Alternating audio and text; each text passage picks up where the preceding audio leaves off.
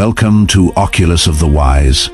They had a whole plan, and you were not supposed to walk out of it standing.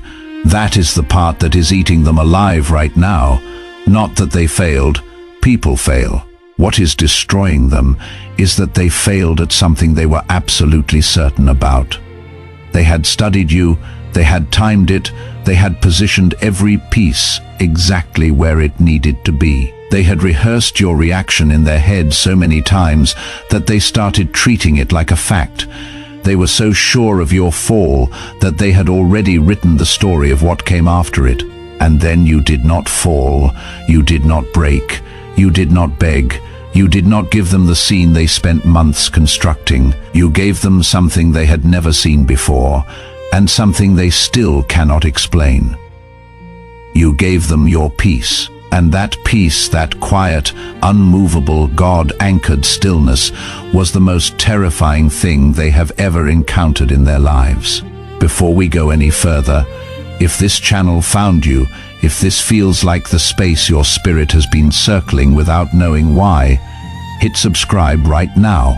Not because I am asking you to support a channel, because the message you are about to hear was not stumbled upon, you were guided here. And a person who is guided somewhere owes it to themselves to stay. Subscribe, then come back, because we are just getting started. In this video, we are going to break open every layer of what just happened to you. The trap they built, the army they assembled, the spiritual architecture behind all of it, and the move you made, conscious or not, that changed everything. Stay with me the entire way through. What comes at the end is what most people never get to hear. Number 1. They read the old version of you. You had already become someone else. Here is the part that they never saw coming. The trap they built was not designed for the person you are. It was designed for the person you used to be, the one who craved belonging so badly that you tolerated disrespect just to keep the connection. The one who stayed quiet to protect a peace that was never actually there. The one who ignored the signals, convinced yourself you were overreacting, and gave chance after chance to people who never extended you the same grace. They knew that person, they had studied that person carefully. They knew which wounds still opened if you pressed on them correctly.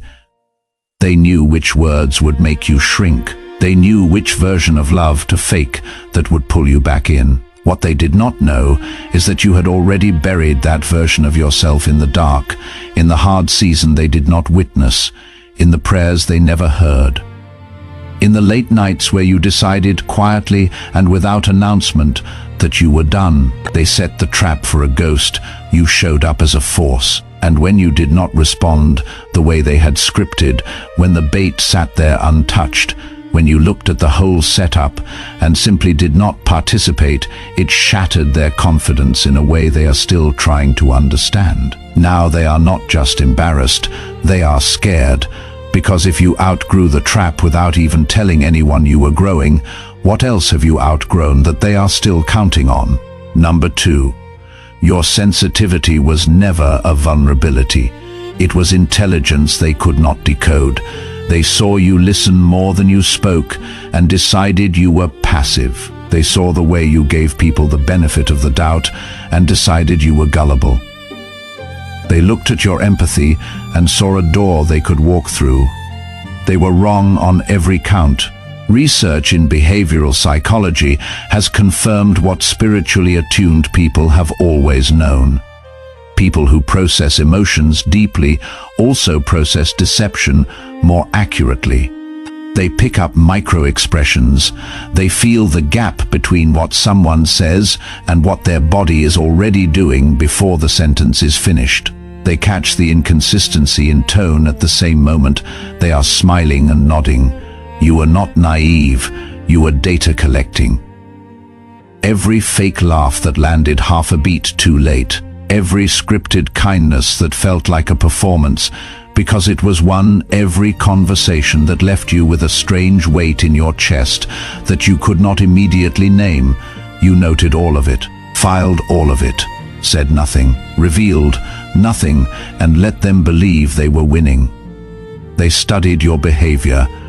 You studied their soul. They thought your silence was confusion. It was calculation. They thought your stillness was fear. It was timing. And by the time they moved to execute their plan, you had already built a complete picture of exactly who they were and exactly what they were doing. Now they are furious, not because you caught them. Because you caught them, said nothing, and let them keep going, and they cannot figure out when you knew. The answer is the beginning. You knew at the beginning. Number 3. You let them build the whole trap. Then you watched it collapse on them. This is the move that separates the reactive from the discerning. Most people interrupt too early. They call it out before the evidence is undeniable. The moment they do, the manipulator pivots, plays the victim, rewrites the narrative, and gets away clean again. You did not make that mistake. You understood one thing that takes real spiritual maturity to live out. Exposure requires completion. You do not pull the curtain back at the rehearsal. You wait for opening night when every piece is in place, when they have invested everything into the performance, when there is no plausible way to rewrite what is already visible to everyone in the room. So you watched.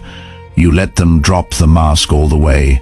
You let them coordinate the fake concern, stage the generous offer, manufacture the sudden interest in your life. You felt the dissonance between their words and their energy, and you stayed quiet. You let them build. You let them invest. You let them get comfortable because you knew the more rope they had, the deeper they would hang themselves. And now they cannot explain it away. The pattern is too clear. The timing is too precise. Their hands are dirty and there is no washing them clean in front of the witnesses who can now see the full picture. You did not accuse them. You did not have to. You let them self-destruct on a timeline of their own creation. Now they are scrambling, trying to rewrite a story that already has too many witnesses, trying to explain a pattern that is already too obvious, trying to put a mask back on in a room that already watched it fall off. It is already too late for that, and they know it. Number 4, their entire system had one flaw.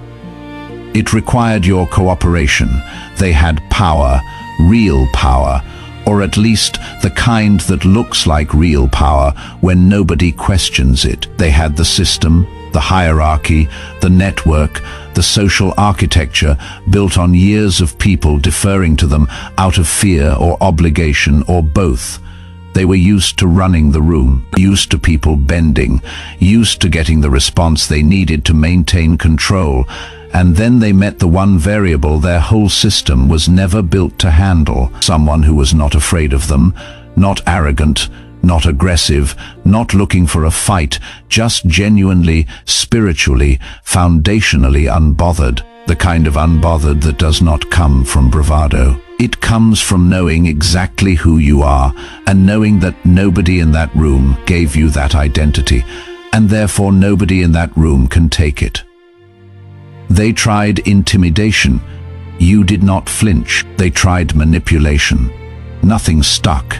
They tried to drain your energy, plant seeds of doubt, flood your spirit with the kind of low-grade chaos that makes people second-guess everything they know. Every attempt bounced back. Every tactic dissolved on contact, because their whole operation ran on your fear. Without your fear as fuel, they had nothing. You did not fight their system. You made it irrelevant by simply refusing to be moved by it.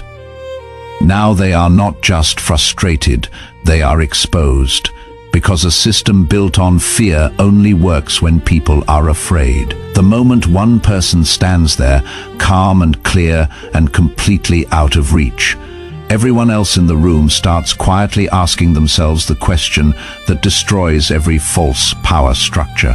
Wait. Why exactly are we afraid of them again? Number 5. They did not just target you, they targeted what God put in you.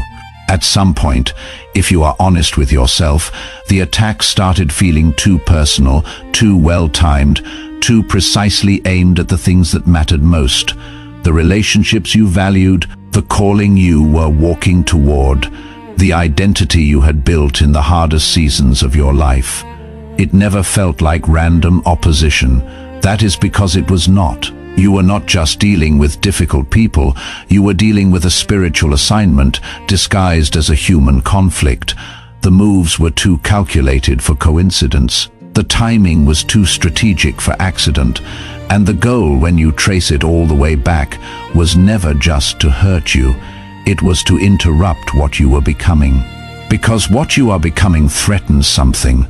When you started realizing that, when you stopped asking why me and started seeing the assignment, everything changed. You stopped reacting to the surface and started addressing what was underneath it. You prayed differently. You moved differently. You stopped trying to fix people who were never meant to be fixed and started protecting the thing in you that they were actually after.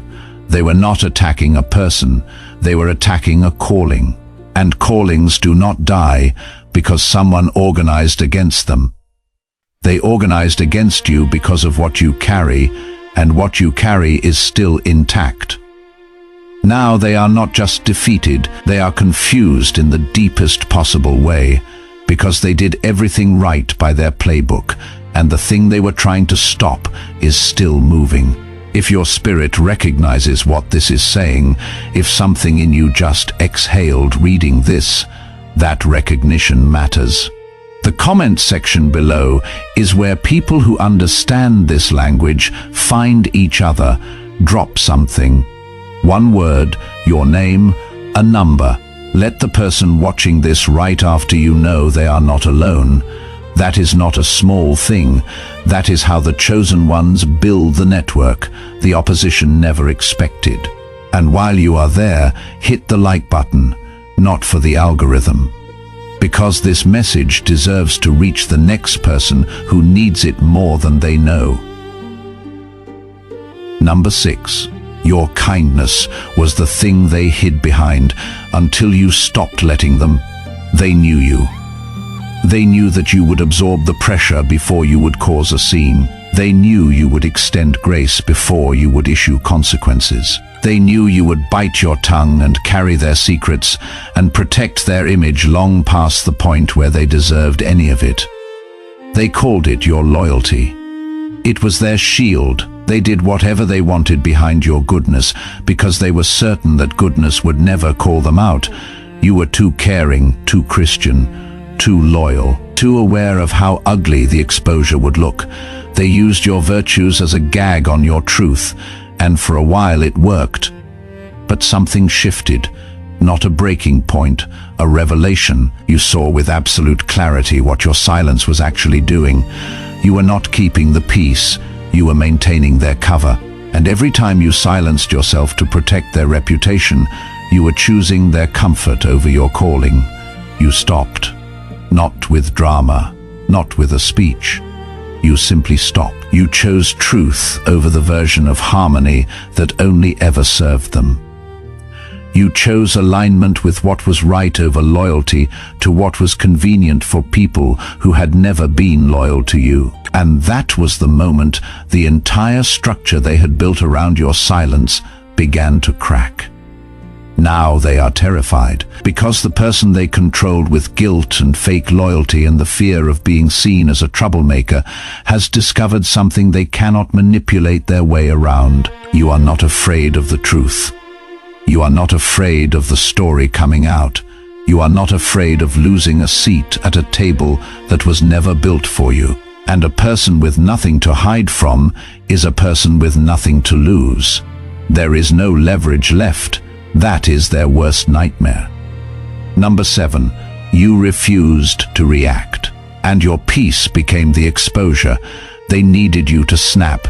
Everything they did in the final stages was designed to provoke a reaction they could weaponize, the passive aggression, the subtle humiliations timed for maximum witnesses, the strategic silence when you reached out, the things said behind your back that were engineered to get back to you in the most destabilizing way possible. They needed you to become the villain in the story they were already writing. They needed a scene, Drama proof that you were the unstable one, the difficult one, the one nobody should trust. That was the whole plan, not to destroy you, to make you destroy yourself in front of an audience. You saw it. You felt every single attempt. You knew exactly what they were doing. And instead of giving it to them, you held your ground, stayed centered, let your stillness speak at a volume your voice never needed to reach. You were not suppressing the reaction. Your healing had actually unplugged the trigger. The thing they reached for was no longer there. And that stillness, that inexplicable, unshakable calm in the middle of everything they threw at you, became a mirror they could not stand to look at. Because in your peace they saw exactly what they were. Frantic, scrambling, performing for an audience that was starting to notice who was unraveling and who was not. Their stories started contradicting, their masks started slipping, their tone got desperate in a way that people around them began to notice without you saying a single word. Your restraint was the revelation. You did not expose them, you let them expose themselves. Now they are standing in the spotlight they built for you. Number 8. God rewrote the ending in the middle of their scene. They scripted this, all of it. They had mapped the trajectory from the setup to the fallout, timed it to land when you were most vulnerable, most alone, most likely to collapse under the weight of what they had orchestrated. They wanted the climax to be your destruction. And right in the middle of the scene they had written, God walked in and changed the script. Doors, they were certain, were permanently closed, swung back open. People they had successfully turned against you started questioning everything they had been told. The pain that was manufactured to destroy you became the exact pressure that refined you into something they could no longer reach. The betrayal that was supposed to silence you gave you a clarity of voice they cannot take back. Instead of a breakdown, you had a breakthrough. Instead of a collapse, you had an elevation. And the very setup they used to build a cage around you became the platform that put them in full view of everyone who needed to see them clearly. They forgot something that cannot be strategized around. You are not the main character in their story. You are the chosen vessel in God's. And no scheme, no coalition, no amount of carefully arranged betrayal can rewrite what heaven has already authored. They were directing a scene they thought they owned. They had no idea they were operating in a story that belongs to someone else. Now they are not just confused, they are afraid, because everything they were certain about has turned out to be wrong. And if they were wrong about this, they are suddenly unsure of everything. That kind of doubt does not heal, it grows. Number 9. Your silence was not absence. It was evidence being documented. There were moments during all of this when people who did not understand you might have called you passive, might have said you were not doing enough, might have asked why you were not louder, more aggressive, more visibly fighting. They did not understand what you were doing. You were being a witness. God did not position you in the middle of that situation to be its casualty.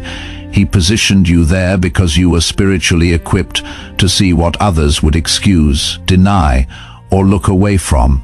You were there to document, to carry the full picture, to remember exactly who said what, who stayed silent, who smiled and agreed, and went home to do the opposite. Every lie you watched unfold revealed another layer. Every betrayal showed you how deep the rot actually went. Every silence from someone who should have spoken on your behalf showed you exactly who was with you and who was just present when it was convenient. You did not just survive it, you catalogued it.